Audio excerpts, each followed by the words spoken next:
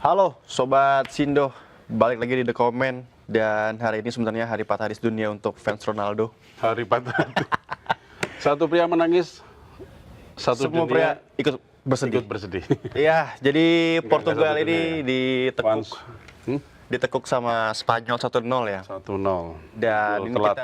kita akan bahas lebih lanjut dan kita akan komentarin bagaimana gamenya. Dan kalau menurut Mas Teguh sendiri gimana match dini hari tadi? Jujur ya, kalau kita ngomongin Portugal sama Spanyol nih, Yeah. malam itu kita, gue sendiri nih pendukung Portugal. Ya. Karena kemarin dukung Jerman udah kalah gitu ya, udahlah lewat. Nah kemarin si Portugal sama Spanyol ini, lihat dari susunan pemain kan sebenarnya Portugal ini sebenarnya dari kemarin-kemarin juga bagus gitu. Nah tapi Spanyol juga kuat ya kan. Iya. Ada beberapa pemain muda yang oke gitu kan, Lamine Yamal, CS gitu. Nah kalau dilihat dari pertandingan semalam itu, Portugal sama Spanyol sebenarnya mungkin beberapa orang ya, lu juga tadi juga sempat bilang kan kalau agak boring ya Boring permainannya. Tapi ada beberapa peluang tercipta kan, termasuk oleh Ronaldo juga gitu Ya, kan. ada Ketika dua. Dia mau tendangan setengah salto itu, tapi akhirnya ya nggak masuk juga karena berhasil ditangkap oleh kiper. Nah, yang menarik beberapa peluang Portugal itu sudah mengarah ke gawang sebenarnya. Begitu juga beberapa peluang Spanyol Iya. itu juga banyak ditepis juga. Nah, kejadian golnya Spanyol itu kan di menit 90 plus ya. Injury time. Injury time banget kan itu. Nah, itu memang bikin kaget semua pemain sih. Bikin kaget semua pemain. Iya. Karena kayaknya kalau dari yang gua amatin dari pertandingannya semalam itu Portugal ini posisinya udah pengen peluit panjang dulu nih. Maksudnya pengen ya udah kelar dulu nih 2x45, baru mereka akan menyusun permainan berikutnya di perpanjangan waktu. Tapi posisinya di detik-detik terakhir itu ada celah bagus buat si siapa? Merino. Merino dia lolos jebakan offside kan sebenarnya. Sebenarnya dia masih onside dia. Masih onside ya, Masih tapi onside. dikiranya kan dia akan dikiranya si pemain belakang itu akan maju, terus dia akan terjebak offside, tapi ternyata enggak gitu kan. Nah ternyata dia malah lolos, malah masuk tuh bola. Iya, Dan itu asli nyesek banget karena nggak ada kesempatan buat balas kan posisinya. Iya. Kan. Udah sisa berapa? 5 menit berarti kan? Udah nggak ada kesempatan buat balas, ya udah akhirnya ya udah nangis semua itu dah. Dan plus Nuno Mendes keluar. Ya. Kalau misalkan Mas Teguh ngeliat dari awal pertandingan nih dan juga Sobat Sindo ya, dari awal pertandingan beberapa kali Spanyol tuh penetrasi dari sisi kanan. Ya, kanan. Dan beberapa kali juga, dan setiap kesempatan yang dikasih yang diusahakan sama Spanyol tuh selalu dipatahkan sama Nuno Mendes. Selalu nyangkut bola Nuno Mendes. Terus akhirnya dia Dia cedera. nah, Dia cedera pas mau halau umpan cutbacknya Yamal. Umpan cutback terus mau di clearance kan. Nah dia entah cedera hamstring atau apa saya nggak tahu, langsung keluar. Nah dari situ mulai ada celah tuh, karena memang satu-satunya jalan Spanyol untuk bisa masuk ke kotak penaltinya Portugal itu menurut saya lewat ya kakinya Yamal ini. Dan beberapa kali peluang juga masuk dari Yamal kan, cuma nggak banyak gitu loh. Ya. Dan betul tadi kata Mas Teguh juga dari awal, jujur memang pertandingannya boring gitu kan. Untuk sekelas apa ya, Spanyol dan Portugal beda dengan Pildun tahun 2018 ketika yang Portugal juga ketemu sama Spanyol di fase grup, tapi itu kan seri tuh. Nah itu punya tense pertandingan yang berbeda tuh, sama sekarang jauh-jauh berbeda. kalau Novel sendiri lihatnya seperti apa semalam itu? Apakah mereka sama-sama bertahan atau melihat saling hati-hati dalam pertandingan itu atau gimana? Kalau saya pribadi ngelihatnya dibilang cukup hati-hati iya, tapi kayaknya ada strategi yang dimiliki dari kedua tim ini untuk masuk ke babak penalti kayaknya untuk ngincar seri gitu. Karena jujur dibilang hati-hati iya, tapi dibilang ada beberapa penetrasi juga iya gitu kan. Karena kita lihat ya, ini ya, apa namanya? statistiknya ini. Memang kalau dilihat dari statistik kan Spanyol lebih mendominasi ya dengan dengan shotnya 15, shot on targetnya 6, sementara Portugal hanya 3 ya kan. Ball possessionnya 56% Spanyol. PSS-nya berarti dia memang ya Spanyol memang mendominasi ya, mendominasi permainan. Dengan pass akurasinya 91 juga berarti jarang terlepas tuh bola dari mereka ya.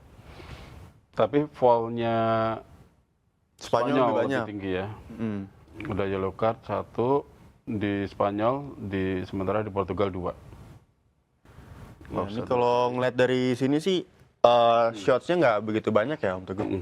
Cuman lebih banyak passing tadi sampai 400 sampai 500 passing, artinya ada 900 passing dalam game itu tuh kan. 1000 passing gitu kan. Itu artinya memang ya mereka mencoba untuk main aman dan ngincer kedudukan seri buat ke penalti gitu. Padahal kalau dilihat dari situ menurutku yang memang ngincer penalti kayaknya dari kubu Portugal deh malah. Iya. Ya kan? Dan posisinya ya kita lihat di menit-menit terakhir ketika pertandingan akhirnya mereka kayak udah nih kayaknya udah mau kelar nih gitu kan. Nggak ada serangan nih. Mengiranya kan gitu kan. Iya benar. Ternyata taktik dikit set masuk dan benar-benar nggak terkawal kan. Itu kecolongan banget. Ini benar-benar masuk di tengah-tengah posisinya kayak gitu, tinggal berhadapan langsung sama kiper, udah nggak ada pemain belakang lagi kan itu kan. Karena sempat beberapa momen juga ada Oyarzabal atau sama siapa lagi satu ya. Itu sempat ada momen one on one juga sama kiper yang hampir nggak masuk dan ketepis juga ada itu. Artinya kan menurutku nih ya, kalau misalkan kita lihat dari sisi squad, jujur sebenarnya Portugal lebih mateng loh dibandingkan Spanyol yang lebih didominasi dengan pemain muda, gitu kan. Ada pemain senior lebih mateng karena lebih senior dan kayaknya lebih berpengalaman dalam kompetisi. Iya, karena kalau ngeliat gelandangnya Portugal ngeri mas. Sebenarnya ngeri loh untuk kelas itu, apalagi ada 2 gelandang yang satu klub gitu loh. Artinya kan harusnya punya chemistry yang oke untuk bisa kasih supply ke bagian depan gitu kan. Cuman dalam pertandingan dari fase grup ini disclaimer dulu ya, saya juga fans Portugal ya. Cuman saya ngeliat dari fase grup ini Portugal tuh nggak ada greget ya mainnya. Kecuali lawan Uzbekistan, udah itu doang. Kalau lihat dari permainan semalam, Ronaldo gimana? Ronaldo as usual. Seperti biasanya aja permainan. Tapi dia juga dikawal ketat ya? Dikawal ketat. Dari fase grup juga dikawal ketat gitu kan. Kayak kita lihat waktu match lawan Kolombia, sama lah semua di fase grup juga sama gitu. Kita ngeliatnya memang dia benar-benar dikunci kayak gitu. Dan sebenarnya tugas dari lini tengah untuk bisa suplai bola, entah itu ke sayap, entah itu bisa bikin permainan di tengah, atau bisa langsung direct ke Ronaldo tuh bisa gitu kan. Cuman kreativitasnya itu kita lihat selama fase grup sampai di knockout ini lini tengah selalu bolak-balik, dikit-dikit back pass. Jadi ada beberapa chance yang sebenarnya harus bisa disuplai bolanya ke depan tapi malah di back pass. Itu yang agak gemes nontonnya gitu ya. Sebenarnya kalau misalkan kita lihat dari kesempatan atau kita lihat dari lini depan, entah itu Ronaldo ataupun juga Pedro Neto ataupun juga di kirinya itu ada Felix gitu kan. Sering mereka buat ruang, cuman entah gelandangnya atau lini tengahnya ini nggak atau memang mereka menilai itu situasi yang kurang pas gitu loh. Jadi sangat disayangkan. Sebenarnya kalau kita lihat dari kacamata kita sebagai penonton gitu ya, ada ruang-ruang yang bisa dipassing kayak gitu. Nah, Ronaldo sendiri semalam permainannya kalau dinilai nih dari 1 sampai 10. Berapa angkanya buat Ronaldo semalam? 1 sampai 10 dengan posisi dia yang nggak banyak dapat bola ya kan? Nggak banyak dapat bola, terus kesempatan dia juga nggak banyak juga gitu kan? Yang bisa kesorot highlightnya pun juga cuma 1 ya, ketika dia mau tendangan salto tapi cuma separuh itu kan? Ya, saya rasa 7 sih, 7 nilai yang pas buat saya karena dengan sedemikian solidnya backnya Spanyol dan kurangnya suplai bola ke dia, tapi dia masih bisa create chance, buka ruang terus dia sempat kasih shoot juga dari sisi kanan sama yang setengah salto tadi, hampir setengah salto itu. Saya rasa itu udah lumayan oke lah untuk seusianya CR7 sih Mas Teguh, iya. Dan kita lihat juga beberapa kali kan di tengah juga berusaha untuk mainin bola kan, dia ngolah bola kayak gitu kan. Cuman ya apa boleh buat karena 41 tahun Mas Teguh. Itulah. Tapi masih ini ya, masih. Tapi masih energi kita lihat sih. Ini kan Piala Dunia terakhirnya Ronaldo ya. Ya. Dan makanya ketika dia gagal di 16 besar ini kayaknya nangisnya ini ya. Dan kan kesorot kamera kan beberapa kali kan. Beberapa kali setelah pertandingan kesorot kamera dia nangis gitu kan. Nah, setelah ini kira-kira akan gantung sepatu atau gimana nih, Paul? Kalau Ronaldo Kayaknya kalau gantung sepatu belum, cuman belum ya. untuk di timnas klub kayaknya masih udah tetap main ya. Iya kayaknya. Kalau di timnas ya. Iya, karena kan Piala yang Dunia ngincer ke yang depan berarti Piala Dunia ke depan dia udah 45 ya. 45. Iya, itu udah tua banget sih sebenarnya. Capek kali ya. Itu kalau kita kerja udah mau pensiun sebenarnya sih. 45 tahun. Tapi kan memang yang dikejar dia kan rekor 1000 golnya itu kan. Sekarang tuh udah 976 kalau nggak salah, 75 gitu loh. Iya. Dan itu yang diincar sama dia gitu kan. Dan kalau kita lihat dari kacamata kita sebagai penggemar sepak bola gitu kan. Sebenarnya nggak perlu ada yang dia buktikan lagi nggak sih Mas? Dari seorang CR7 ya. Kan karena banyak yang membandingkan nih CR7 atau Leo Messi gitu Ya, kan. sekarang kan banyak yang bandingin seperti itu kan. Tapi kalau dari kacamata Mas Gun sendiri, kalau kita lihat CR7, bener nggak kalau misalnya kita bilang ini bukan saatnya dia untuk membuktikan? Ya, dia udah nggak perlu membuktikan. Dia udah cukup membuktikan lah dengan apa yang dia mainkan ya sepanjang karirnya di bola ini kan. Dengan beberapa prestasi, tapi kan dia pernah membawa Portugal untuk menang Euro ya? Euro tahun 2016. Ya. Terus Ya kan? ya untuk Nations League juga. Ya, tapi memang belum di usianya belum di karirnya ini belum bisa mendatangkan Piala Dunia di Portugal ya. Iya, tapi kalau misalnya kita lihat dari si CR7 sendiri, kayaknya dia salah lahir deh, salah tempat lahir kayaknya ya. Harusnya kan di Portugal ya tuh. Coba kalau misalkan dia lahir di Jerman. Iya, kayaknya bagus. Iya, tapi memang kalau kita bicara soal skuad Portugal yang sekarang ini, sebenarnya lagi oke-okenya dibandingkan dengan generasi sebelumnya gitu kan. Kayak kita di bek ada Ruben Dias, terus ada Tapi Dalot. zaman dulu kan Portugal juga terkenal bagus ya. Zamannya Figo, Ya, Nuno Gomes, terus siapa itu.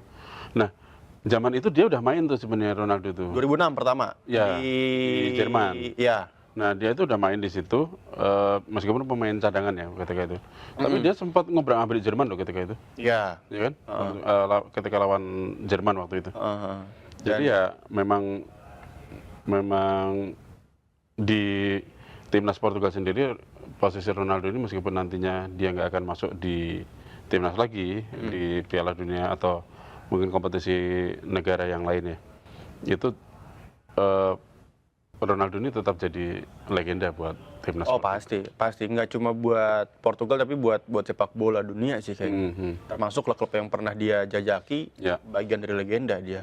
Karena dengan prestasinya, karena setiap dia main di mana klub yang dia bela, entah itu di Premier League di United, terus pindah ke Real Madrid di Liga Spanyol, pindah lagi ke Liga Italia di Juventus, semuanya pasti ada trofi. Nggak mungkin nggak ada trofi. Termasuk di Al Nassr ya? Al Nassr pun juga terakhir dia juara Liga, gitu kan. Dan kita lihat memang tadi kalau kita kilas balik ke Portugal, memang setelah Ronaldo menjejakkan kaki di timnas Portugal, lebih sering qualify ke Piala Dunia. Kalau kita lihat datanya, ya kan sebelum Ronaldo tuh bahkan lolos kualifikasi pun enggak. Sebuah hal istimewa ya. Iya, artinya kan dia punya impact besar terhadap sepak bola di negaranya gitu kan. Terlebih dia punya track record yang sempat kasih beberapa trofi di kejuaraan internasional. Dia juga buktikan itu ada 3 trofi internasional kayak gitu. Ya.